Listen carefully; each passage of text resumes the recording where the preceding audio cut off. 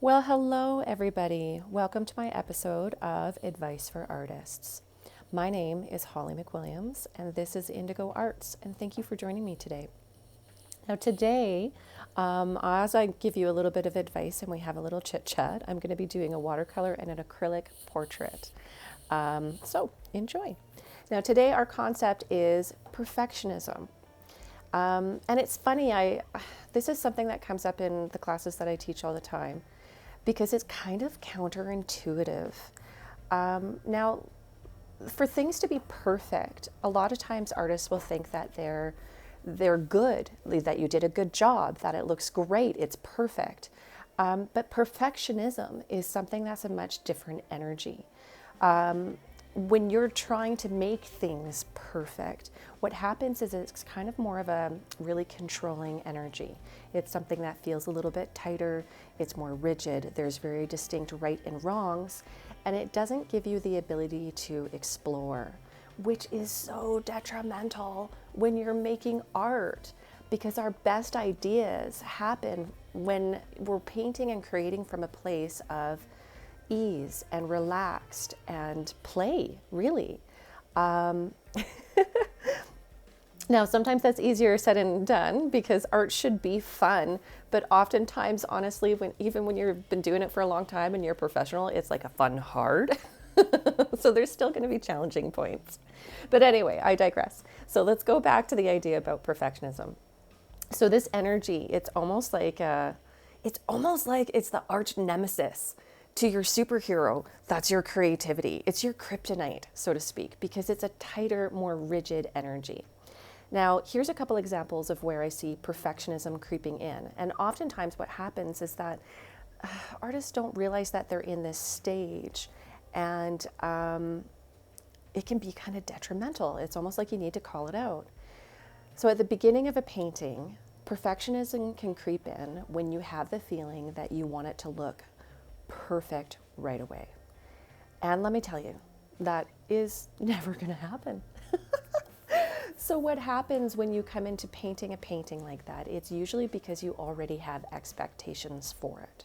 In your mind, it's going to look like this, and it's going to be amazing, and it's for your Aunt Judith's 65th birthday, or whatever. You know, like the finished product already has an idea of where it's going to go. So you're putting a lot of pressure on the initiation and the beginning of the painting because it needs to be perfect. And then what happens is usually one part of the painting tends to get overdeveloped right at the very beginning, and other aspects of the painting tend to be totally dropped and, frankly, maybe not even thought about. And so you're working harder on one spot of the painting, but it doesn't look good. So you try to work even harder on that spot, but then it still doesn't look good. So this is when the anxiety and all that pressure and all that ickiness starts to creep in. And the trick is that paintings are never going to look good right away, period. There's like very distinct stages of developing a painting. And the first initial phases are the blocking in phase or the underpainting. And let me tell you right now, they never look good. They usually don't even make sense, except for to you as the artist, and maybe if you're in a class and your teacher's observing and they're like, oh yeah, totally got it, that makes sense. Gold star, here you go. So please, at the very beginning of your painting, don't already have these expectations. Try to go into your artwork with a little bit more ease and grace and allow things to develop, and most importantly, recognize the stage of your painting that you're at the moment. Now, the second place where this can be really detrimental, and this will creep up for almost everybody, because believe me, I feel like I have kind of battled from this every once in a while too. And it usually happens at the end of a painting. And the end of the painting, perfectionism usually looks like obsession. So you're obsessing over a certain part of the painting that, oh, this mark needs to go this way, or, oh, this needs to look like this. And it's more so the feeling that you can't stop painting, and now you're overworking it. And honestly, I've done this, I've totally done this. It's like the painting was amazing and I didn't stop painting and I ruined it.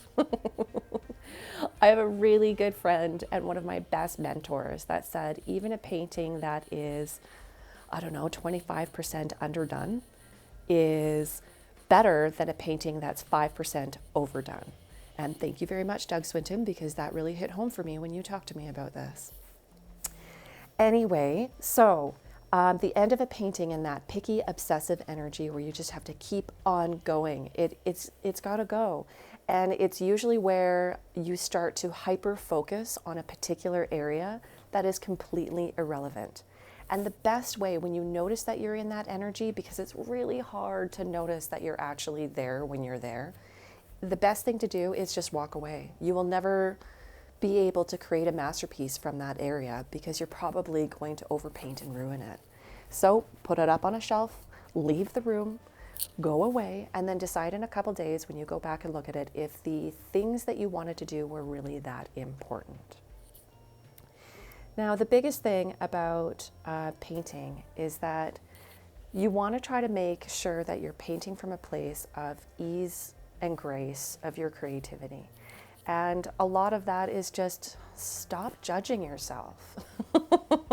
Stop having the judgments of the people who are commissioning you or the people that you're painting the paintings for. Stop having those judgments in your head as you're painting, because your own intuition of where you should go with this piece gets blocked. And honestly, you guys, it just doesn't feel very good. So there you go. This is your art advice for today. Try to let perfectionism go. It doesn't really help you. And thank you so much for joining me. Please like and subscribe if you want to hear more videos like this.